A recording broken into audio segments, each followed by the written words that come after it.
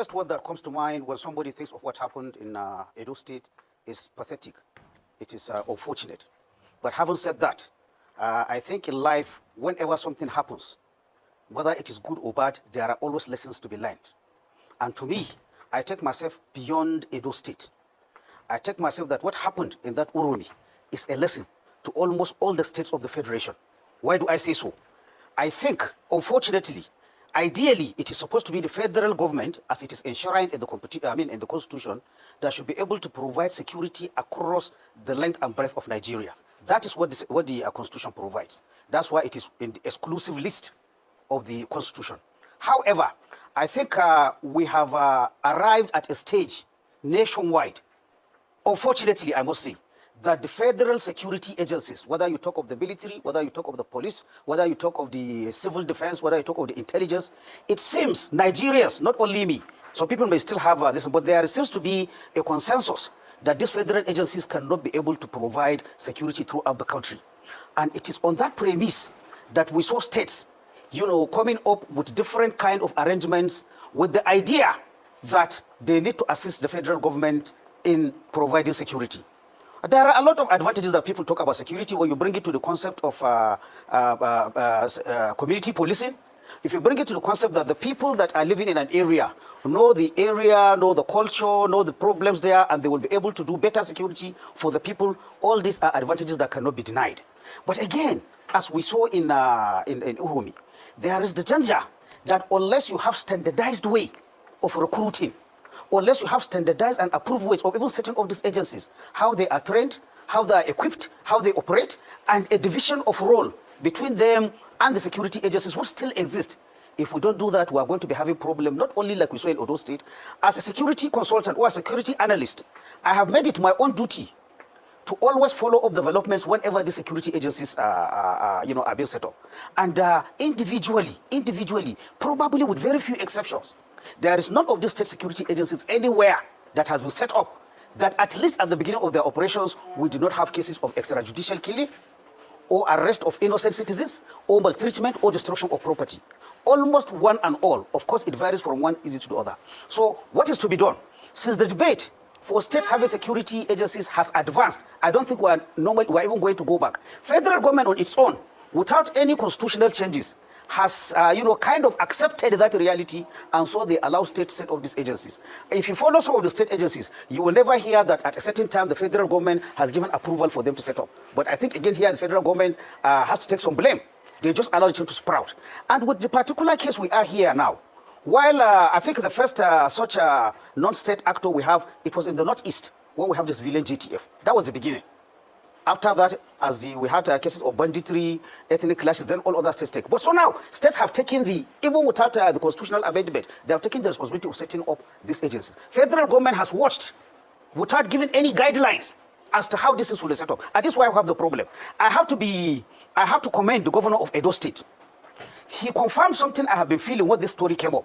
That was to say, this particular, vanguard that did this operation, from what we learned later, they are not even under the control of the state government. They are just on their own.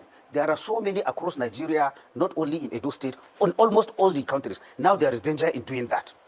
And why I said there is always an advantage, or there are lessons to be learned when something bad happens, this is happening at a time when we're talking of the debate about state police, we're talking about such things. So unless we look at the problem and find a significant solution, what happened in Edo might happen in almost any state of the Federation. Why is it so? If you have a local vigilante group that does not have requirements for recruitment, does not have requirements of where would they operate, where will they not operate, you do not have clear distinction. What is their relationship with the federal agencies that already exist? What is their power?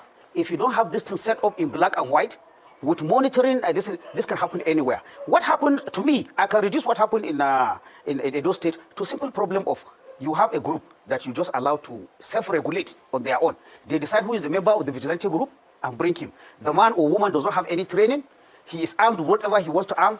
And they are mostly composed of people from that same locality. One ethnic group, one religious group, and they are operating in a federal highway where they are going to meet people unlike them there. Now, if you don't have checks and balance, certainly that is a recipe for disaster. For example, the federal government, even if it allows state governments to be setting up these things, there are certain aspects of the security agencies that the federal government must hold responsibility for. For example, how is recruitment done? What is the role? Are these people only to be looking for intelligence? Are they to be doing arrest and detention? Are they to be doing, kinetic operations of carrying guns and attacking people? I think these are things that we didn't do. And this problem, I think these are things that we didn't do. And this problem will persist as we move forward. What happened with the vigilante group will also happen with state police, unless the federal government set up, clear guidelines on how these things are. One of the guidelines I'm looking at, and it is not rocket science. Anybody who has been to the UK will understand that the UK government been completely an Onyubo government, but they understand that over the years, they have a lot of Asians in London. They have Pakistanis, they have Indians. So what do you have? If you see 5 policemen in London, out of them you must see 1 Pakistani or 1 Indian. This is simply what we need to adopt. Whichever state government wants to listen, and federal government must insist, there must be an all-inclusive recruitment that depicts the population in that area.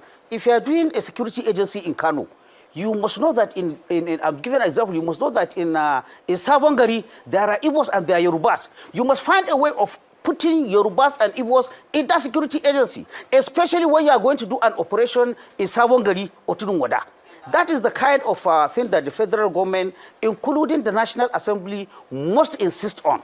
If you don't do that, having a state security agency to just be regulating itself without any criteria, you have them to recruit just anybody they want, definitely you're going to have a problem. So this is why I say it is bad that this thing happened, but the timing of this thing happening, at a time when we're talking about a security architecture for states, we're talking of state police, I think is a wake-up call, not only for Edo State, but for all the other states that have these agencies to make sure that such thing does not happen.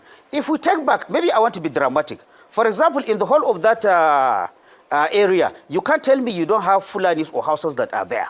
Had it been you have even 1 Hausa man or 1 Fulani man inside that vigilante group, probably in the terms of conversation when those people were stopped, he would have been able to understand and say, look, these people are this, these people are this. But unfortunately, if you have all people speaking 1 language, 1 people with only 1 religion, anybody who does not share that religion, there is the danger.